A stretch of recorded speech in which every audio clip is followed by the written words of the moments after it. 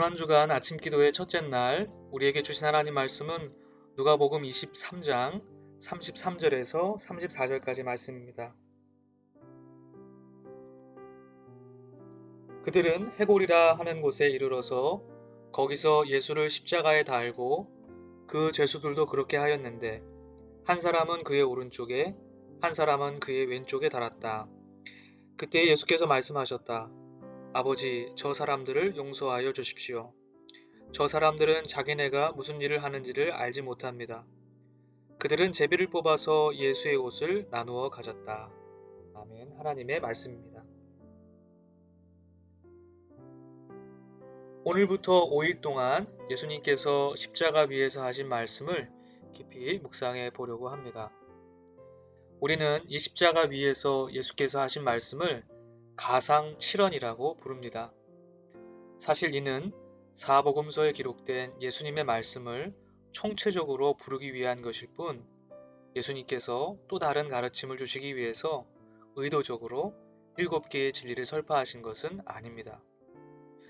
따라서 우리는 예수님의 십자가 위에서의 말씀을 마치 7개의 새로운 그리고 독립적인 가르침과 교리를 대하듯 읽어서는 안 될 것입니다. 더불어 예수님의 말씀을 우리를 중심으로 읽어 내려갈 것이 아니라 예수님의 처절한 죽음을 복음서가 어떻게 보도하고 있는지를 살피면서 예수님 중심으로 읽어야만 합니다. 예수님 중심으로 성경을 읽어야 한다는 뜻은 무슨 말일까요? 우리가 예수님의 십자가의 죽음에 대한 성경을 읽으며 흔히 빠지게 되기 쉬운 읽기의 방식은 나르시시즘적, 교리적인 성경 읽기입니다. 곧 예수님은 우리의 죄를 위해 십자가를 지셔야만 했다. 따라서 그는 죽을 수밖에 없었다. 제가 나눔도서로 추천해드린 스탠리 하워스의 책 십자가 위의 예수에서 그는 이러한 성경 읽기의 방식을 치명적 치환이라고 꼬집었습니다.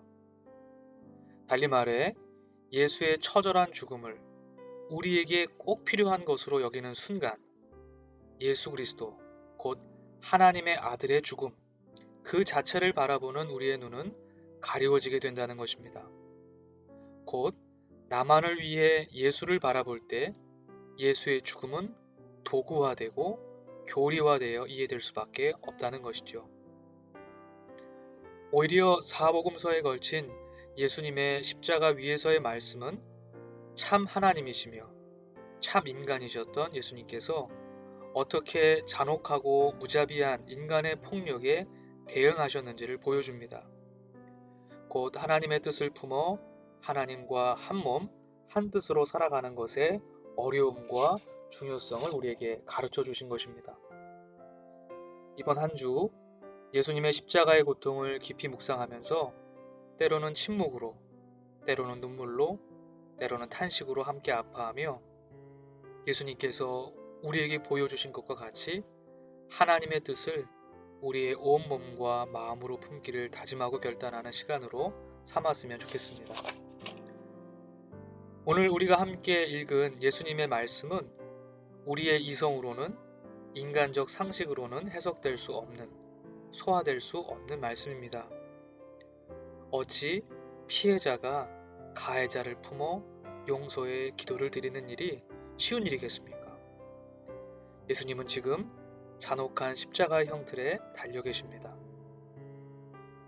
예수님의 말씀, 예수님의 용서의 기도는 당시 성경의 시대에도 그리고 지금 이 순간에도 힘과 폭력으로 누군가의 생명과 재산을 무참히 빼앗으려는 모든 인간들을 향해 있습니다. 우리는 예수님의 용서의 기도 전과 후의 상황을 잘 알고 있습니다. 십자가에 달리시기 전 빌라도와 헤롯의 신문과 힐라는 권력을 가진 인간들의 교만함과 잔혹함을 보여줍니다. 생명을 하찮은 물건 정도로 여기는 인간의 민낯이 드러납니다. 다른 한편 예수를 따르는 여인들의 통곡의 소리가 귓가에 쟁쟁합니다. 그들의 통곡은 어찌할 수 없는 부정의한 폭력에 울음으로밖에 응답할 수 없었음을 보여줍니다. 그때에 침묵을 깨뜨리시고 예수님께서 말씀하십니다. 아버지, 저 사람들을 용서하여 주십시오. 저 사람들은 자기네가 무슨 일을 하는지를 알지 못합니다. 백성들은 서서 예수를 바라보고 지도자들은 또다시 비웃으며 예수를 힐난합니다. 권력의 하수인들인 병정들의 웃음소리가 채찍처럼 느껴집니다. 이렇듯 증오와 증오 사이 예수님의 용서의 마음이 담겨 있습니다. 우리는 예수님의 말씀 속에서 용서의 시면, 원수를 향한 연민을 배우게 됩니다. 이토록 깊은 용서의 마음을 내실 수 있었던 것은 인간 예수의 마음에 하나님의 마음만이 가득하시기 때문이라 생각됩니다. 이런 말이 있습니다. 악을 선으로 갚는 일은 하나님다운 일이요. 선으로 선을 갚는 일은 인간다운 일이요. 선을 악으로 갚는 일은 악마다운 일이요. 악을 악으로 갚는 것은 짐승다운 일이다. 적어도 선을 악으로 갚는 악마다운 삶, 악을 악으로 갚는 짐승다운 삶은 살고 싶지 않은 마음입니다. 그러나 용서, 이 용서는 인간적인 의지, 감정만으로 이루어질 수 없습니다. 우리는 이것을 경험적으로 잘 알고 있습니다. 아무리 의지적으로 용서하려고 해도 때때로 우리의 마음은 여전히 아프고 그 상처는 덧나게 일수입니다. 그러나 이 시간 다시금 예수님의 기도를 우리의 기도로 삼기를 원합니다. 오늘 예수님의 용서의 기도는 우리의 마음에 선한 길을 내어줍니다. 그 선한 마음을 지켜가도록 도와줍니다. 용서, 곧 원수를 향한 연민은 주께서 우리 안에 모든 상처를 아물게 하시고 참 생명과 자유로 안내하시기 위해 우리에게 허락하신 가장 좋은 일입니다. 이 아침 다시금 예수님의 말씀 앞에 섭니다. 마태복음 6장 14절에서 15절까지 말씀입니다.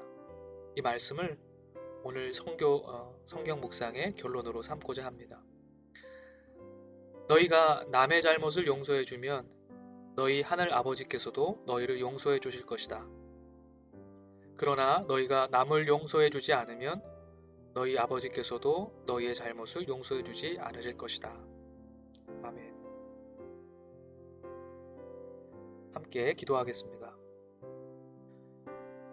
고난의 십자가를 묵묵히 걸으신 주님, 이 아침 물과 피를 모두 쏟으신 십자가를 바라봅니다. 그 십자가로 이루신 사랑과 평화를 바라봅니다.